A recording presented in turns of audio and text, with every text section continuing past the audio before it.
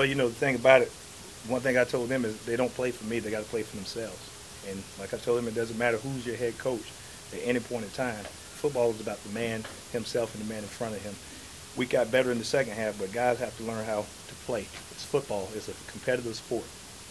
You chewed them out after that second drive, and they looked to respond. Can you tell us what you told them? It was choice words, but I shouldn't have to chew a team out. If I have to chew you out to get you going, then it means you're not self-motivated. And it's just like me driving a bus. If I had to turn around and keep playing with the kids, then of course accidents happen. They got to get going. They have to get going. They know what our purpose is, and that's to win football games. Other than that, you just got some guys, and they have to rethink, is this what they want to do for a living? It's professional football, and you have to be the toughest guy on the block on every play. Where was the lack of toughness evident to you? Well, it wasn't so much lack of toughness. It's just simply getting ready to play a game and preparing yourself. We give you the game plan, and I'm not solely putting this on the players. As coaches included, this is my team, and we got to make sure that each and every guy is ready to go, and we have to make sure that the focus is there. And if we need to make changes, we'll continue to make changes till we find the group that's going to play for us.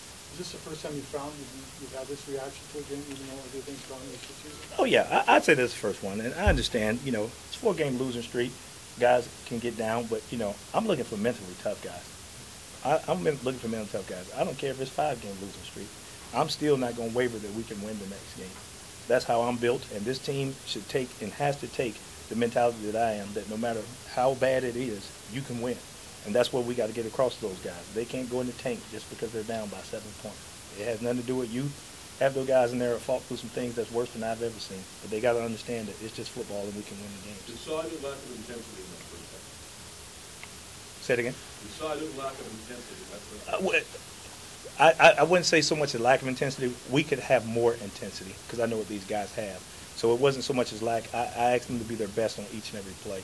So much not lack of intensity, but they weren't their best in the first half. We got better in the second half.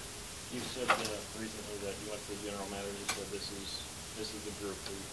Is it still the group, or is there questions? This is still the group.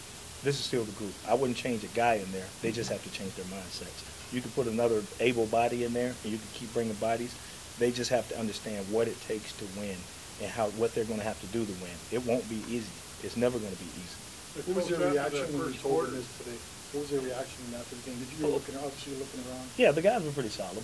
I mean, they understand that.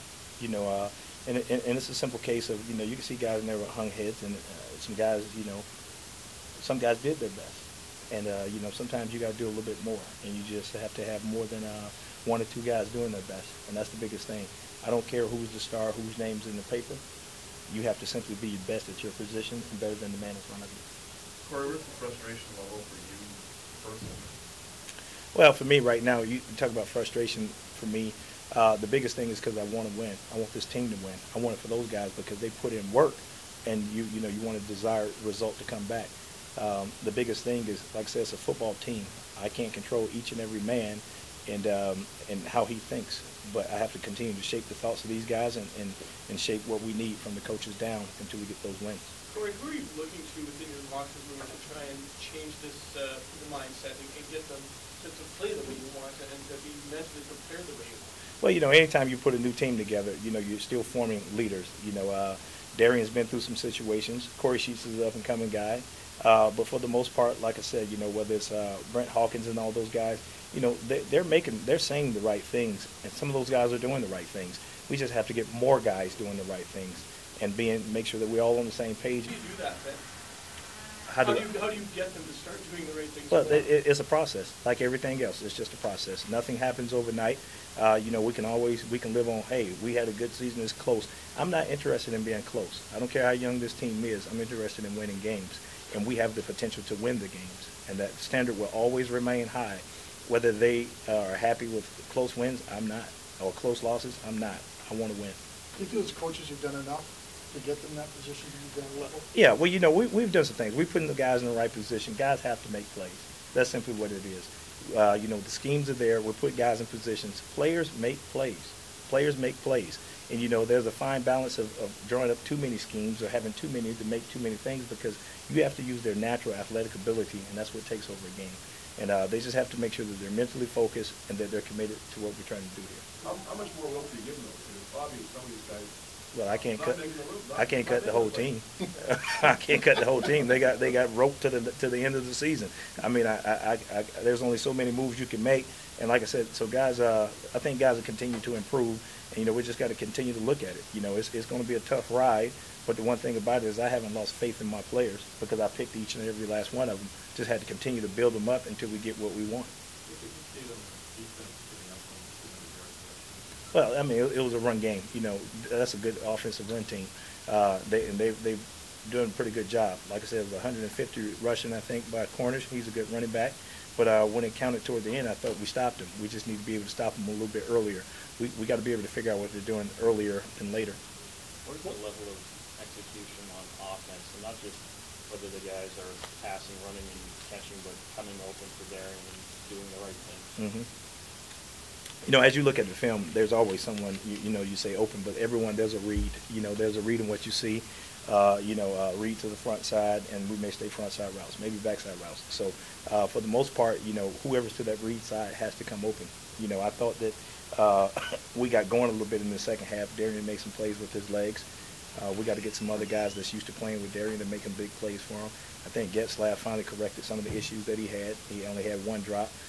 So we just got to get all these young guys to continue to make plays for him. You suggested the defense has to figure things out earlier, especially in the run defense. Why is it? Well, we've been pretty good in the run defense. Like I said, in that area, tonight was a little difficult for us, and we just got to be able to figure it out. Are they zoning? Are they countering? And what's the things and how to do that? Some of the things is I thought we were a little light on the inside. We took one of our big men out, but we should be able to play in the middle. We should be able to clog up the middle. Like I said, and the biggest thing is we have to make sure that we continue to tackle well. We got to tackle well. These backs can run this league, so you just can't knock them down with one hit. Why is it taking a while to make those adjustments? But it was only tonight. It's not. It was just tonight. Like I said, we've been a good run defense. Just tonight, we didn't make those adjustments early enough. I know it's early in the week. What do you think about facing Winnipeg? It's going to have a new head coach, a new. That's tough.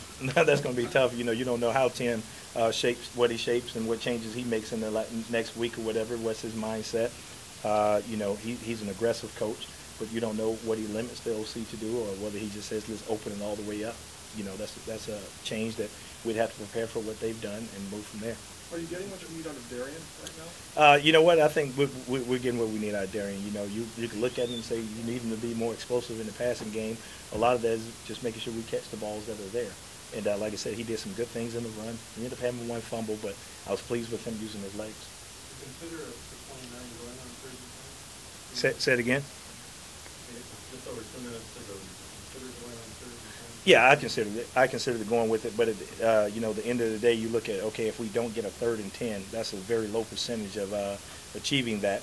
That all they need is a field goal or just 1 point and the game's over, just like that. So, you just want to make sure that we get what we need early, so that we don't have to fight for it too late. Corey, you saw what happened in Winnipeg. They Paul left the league staying 5. Only Grey Cup coach last year. Mm-hmm. What does that make you think about the coaching profession? How do you feel today watching it happen in one of these years? I just heard about it later, but that's the coaching profession. Like I said, I talked about this a couple of weeks ago. The owners, the presidents, they're able to do whatever they want to do. This is their team. If they feel they need to make a coaching change, then they have to make it. And when we sign up the contract, we know what we're signing up for. So hate to see that to Paul, but Paul's a very good coach, very good offensive coach, and I know that he'll bounce back soon. Did you give any thought to perhaps using Drew Willis? No, it never crossed my mind. And I thought Darian was still the guy to take us to where we were going. Like I said, we had some things that we were moving. We just got to make sure that we're better. So how do you have to conduct yourself in the next week to maybe not show a level of frustration that may be there, or hold back a little bit from what you may truly want to tell us you guys? Oh, I truly told him what I wanted to tell him. I don't hold that back. That was done. That game's over with. Like I said, I'm looking to win the next game. I'm not worried about what the record is in the last game, because I can do nothing to change that. The frustration to me is simply those guys really understanding who they can be and what they can do. It doesn't matter how much I preach in that locker room, how much the scheme is. They have to realize who they are, because those are the guys that we have. You can't bring in 10, 20 more guys. Now you got to reteach them. They have to figure out who they are and play that way.